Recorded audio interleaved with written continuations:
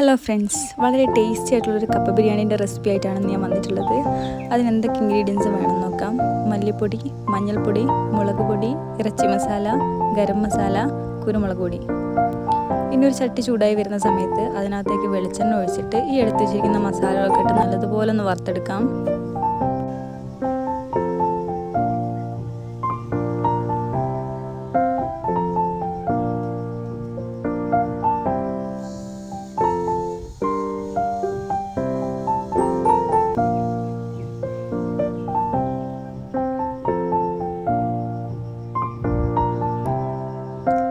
ഇനി കഴുകി വൃത്തിയാക്കി വെച്ചിരിക്കുന്ന ഇറച്ചിയിലേക്ക് കുറച്ച് നെയ്യോട് കൂടുതൽ ഇറച്ചി വേണം കേട്ടോ എടുക്കാൻ. അതിനകത്തേക്ക് നമുക്ക് ചതച്ച് വെച്ച ഇഞ്ചി, വെളുത്തുള്ളി, പച്ചമുളക്, വലിയുള്ളി അരിഞ്ഞത്, കറിവേപ്പില,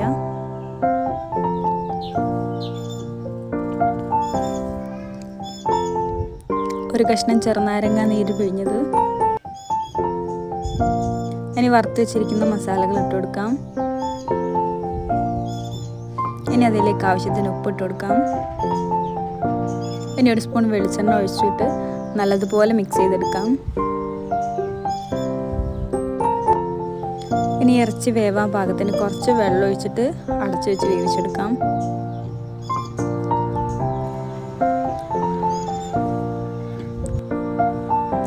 ഇനി ഒരു കുക്കറിലേക്ക് കഴുകി വൃത്തിയാക്കി വെച്ചിരിക്കുന്ന കപ്പ കഷ്ണങ്ങളിട്ട് അതിനകത്തേക്ക് ആവശ്യമായ ഉപ്പും മഞ്ഞൾപ്പൊടിയും ആവശ്യത്തിന് വെള്ളം ഒഴിച്ചിട്ട് 2 വിസിലാവുന്നത് വരെ ഒന്ന് വേവിച്ചെടുക്കാം.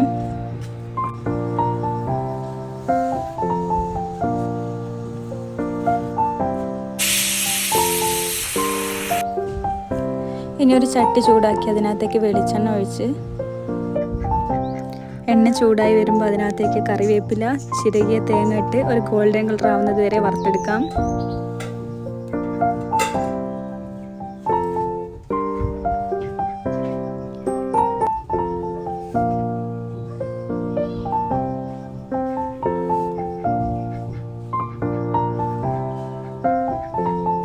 തേങ്ങ ഒന്ന് വറുത്ത് വരുന്ന ആ ഒരു സമയത്ത് കുരുമുളക്, വെളുത്തുള്ളി, വലിയ ജീരകം ഇട്ടിട്ടൊന്നും കൂടെ നല്ലതുപോലെ ഒന്ന് വറുത്തെടുക്കാം.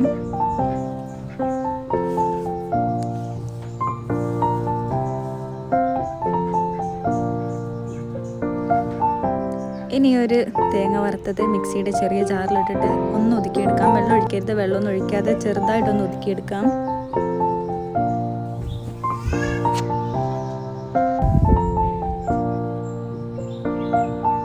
ഇനി ഒരു ഉരുളി ചൂടായി വരുന്ന സമയത്ത് അതിനകത്തേക്ക് നമ്മൾ വേവിച്ച് വെച്ചിരിക്കുന്ന ഇറച്ചി ഇട്ട് കൊടുക്കുക. അതിൻ്റെ മേലെ നമ്മൾ വേവിച്ച് വെച്ചിരിക്കുന്ന കപ്പ ഇട്ട് കൊടുക്കാം.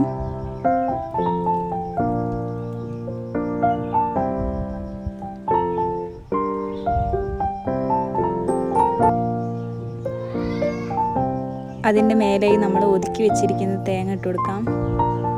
എന്നിട്ടത് നല്ലതുപോലെ ഇളക്കി മിക്സ് ചെയ്ത് കൊടുക്കാം. ആ കപ്പ കഷ്ണങ്ങളൊക്കെ ചെറുതായിട്ടൊന്ന് ഉടച്ചു കൊടുക്കാം.